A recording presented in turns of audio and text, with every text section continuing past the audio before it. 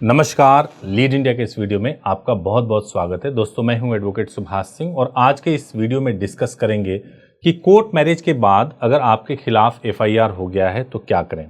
देखिए, एक सवाल आपके सामने आता है कि क्या कोर्ट मैरिज के बाद लड़की के माता पिता ने आपके खिलाफ किडनैपिंग की एफआईआर दर्ज करवा दी है? क्या पुलिस आपको बार बार कॉल कर रही है या गिरफ्तारी का डर दिखाया जा रहा है? ऐसे मामलों में कानून आपको कैसे सुरक्षा देता है, इसके बारे में मैं इस वीडियो में बात करूंगा। देखिए, सबसे पहले क्या समझना है कि कोर्ट मैरिज के बाद क्या किडनैपिंग का केस बनता भी है? कोर्ट मैरिज के बाद से किडनैपिंग का कोई केस बनता नहीं है, लेकिन बीएनएस में एक सेक्शन है, सेक्शन 87 ये बोलता है कि अगर आपने किसी महिला को शादी करने के नियत से जबरदस्ती उसको बहलाया और फुसलाया है तो वो आपके खिलाफ में लगाया जा सकता है। अब देखिए, होता क्या है, प्रैक्टिकली ये होता है कि आप घर से निकले, घर से निकलने के बाद से आपने ये सोचा कि अब मुझे वापस घर वाले को कांटेक्ट करना नहीं है। 48 घंटे बीत गया, 72 घंटे बीत गए, इस बीच में आपकी शादी हो गई, सब कुछ हो गया, लेकिन आपने घर वालों से कांटेक्ट नहीं किया, आपकी वाइफ ने आपके घर वालों से कांटेक्ट नहीं किया, अपने घर वालों से कांटेक्ट नहीं किया, कोई बातचीत नहीं हो रही है। तो लड़की के घर वाले, उनके माता पिता पुलिस थाने में जाते हैं और जाकर के बोलते हैं कि भाई, मेरी बेटी की कोई इच्छा नहीं थी, उसे बहला फुसला करके ये लड़का लेकर के गया है, किडनैप करके लेकर के गया है और उसने शादी की है। तो पुलिस की मजबूरी है, वो सेक्शन 87 बीएनएस में केस रजिस्टर्ड कर सकती है। हालांकि अगर आप वहीं पे उनको पुलिस को इंटीमेशन लेटर भिजवा दो, अगर आपने न्यूज़पेपर पब्लिकेशन करवा दिया है, पुलिस को एक वेल इंफॉर्मेशन चला गया, माता पिता को भी मालूम चला गया है, लड़की ने खुद बताया कि मेरी कोई किडनैपिंग नहीं हुई है, मैंने अपनी मर्जी से शादी किया है, तो ये एफआईआर बिल्कुल बनता नहीं है। और अगर फिर भी पुलिस एफआईआर रजिस्टर्ड कर रही है, इसका मतलब ये है कि उसने जरूर ब्राइब के वजह से ये केस रजिस्टर्ड किया है या किसी इन्फ्लुएंस में आकर के केस रजिस्टर्ड कर लिया। अब सवाल ये है कि केस जब रजिस्टर्ड हो गया तो आपके पास क्या अधिकार है और आप कैसे इसको डील कर सकते हैं। जैसे ही आपके खिलाफ केस रजिस्टर्ड हो जाता है, एफआईआर हो जाता है, तो सबसे इंपॉर्टेंट ये होता है कि आपके लिए एक गिरफ्तारी का एक बहुत बड़ा खतरा बन जाता है। तो आपको क्या करना चाहिए? सबसे पहला चीज है कि लीगल तरीके से मैरिज करें और लीगल तरीके के मैरिज के बाद से आप अपने डॉक्यूमेंट्स को संभाल के रखें। आपके पास जो डॉक्यूमेंट्स होगा, आपकी मैरिज का सर्टिफिकेट, अगर आपने टेंपल से या आर्य समाज से शादी किया है या मुस्लिम है तो निकाह किया होगा, तो उसका निकाह का सर्टिफिकेट होगा। इसके बाद से आपके पास में मैरिज रजिस्ट्रेशन सर्टिफिकेट होगा।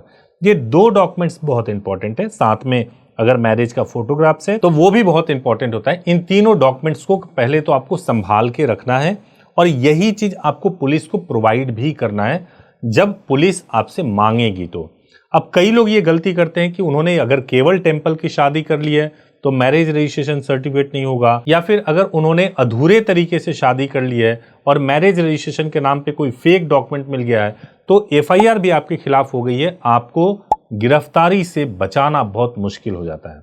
तो मैं आपको ये कहना चाहता हूं कि अगर आपके मन में कोर्ट मैरिज को लेकर के कोई डाउट है, कोई भी कंफ्यूजन है, तो आप हमारे हेल्पलाइन नंबर 8800444555 पर कॉल कर सकते हैं और हमारे हेल्पलाइन नंबर पे सुबह 9 बजे से लेकर शाम को 8 बजे के बीच में बात करके पूरी जानकारी ले सकते हैं। तो पहली चीज, लीगल तरीके से मैरिज की और उसके बाद से अपने डॉक्यूमेंट्स को संभाल के रखा। एक चौथा स्टेप जो है वो बहुत इंपॉर्टेंट होता है, वो ये होता है कि जो लड़की का वॉलंटरली जो स्टेटमेंट होता है वो एक बहुत बड़ा सबूत होता है।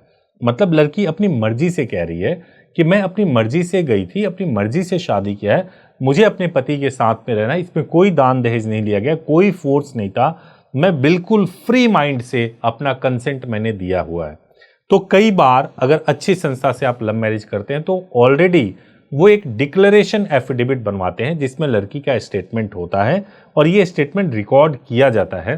तो ये जो स्टेटमेंट होता है ये भी बहुत काम आता है, ये आपको संभाल के रखना चाहिए। अब पुलिस आपसे कांटेक्ट करेगी, आपको पुलिस के पास जाना पड़ सकता है।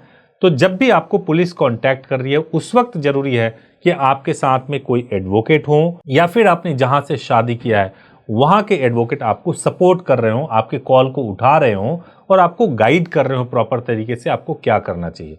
जब पुलिस इन्वेस्टिगेशन में जाएंगे तो लड़की का बयान मजिस्ट्रेट के सामने होगा, पुलिस भी उनका बयान ले सकती है। आपके डॉक्यूमेंट्स को चेक किया जा सकता है, ये सारे प्रोसेस फॉलो किए जाएंगे।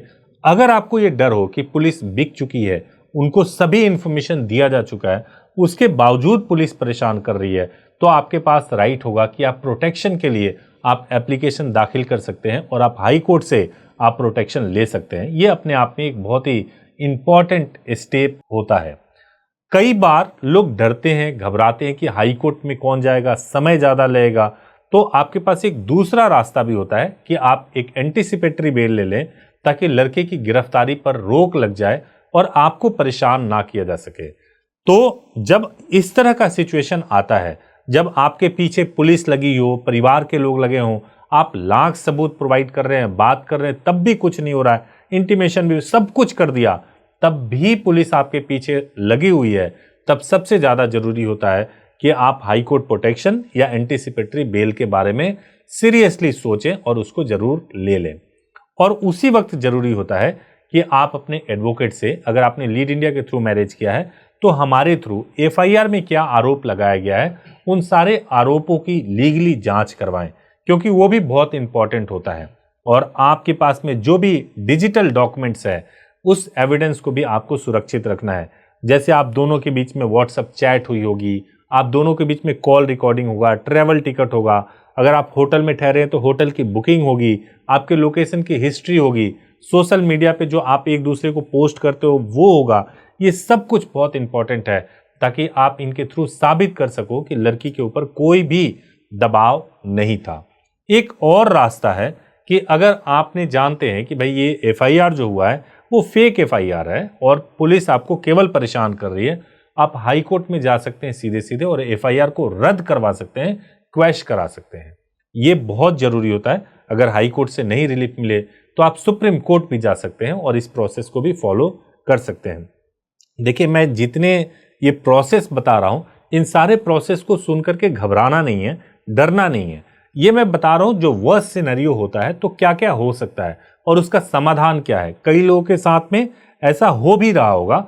अगर आपके साथ हो रहा है या आप जानते हैं कि आपके किसी फ्रेंड के साथ में ऐसी दिक्कत हुई थी कि एक लीगल कोर्ट मैरिज के बाद भी पुलिस परेशान कर रही थी, तो आप कमेंट में जरूर बताइए या आप मुझे पर्सनली मेल कीजिए subhash@leadindia.law पर। हम कोशिश करेंगे आपको जरूर गाइड करें। एक लास्ट में मैं बस एक चीज आपको बताना चाहता हूं कि आपको कौन कौन सी गलती नहीं करनी चाहिए। पहला चीज कि आपको पुलिस से बहुत ज्यादा छिपना नहीं चाहिए और आप सलाह लेकर के ही कोई भी स्टेप लीजिए। दूसरा चीज, आपको मोबाइल फोन कब बंद नहीं करना चाहिए, जब आपकी मैरिज हो जाए, सब कुछ हो जाए, उसके बाद से मोबाइल को अननेसेसरली बंद करने की जरूरत नहीं है। लेकिन यहां पर भी आप एक्सपर्ट की सलाह लें, तभी आप कुछ एक्शन लें। आपको कोई गलत जानकारी नहीं देना चाहिए। आपको मैरिज के बाद से लड़की की फैमिली से जरूर लड़की की बात करवानी चाहिए। आपको जो डॉक्यूमेंट्स है उसको जरूर शेयर करना चाहिए और सोशल मीडिया पर कोई भी वीडियो या फोटो विवादित कोई पोस्ट नहीं करना चाहिए। उम्मीद है कि इससे आपको लाभ मिला होगा। अगर वीडियो अच्छा लगा हो तो जरूर इसको लाइक कीजिए, चैनल को सब्सक्राइब कीजिए। Thank you so much for watching this video. Thank you so much.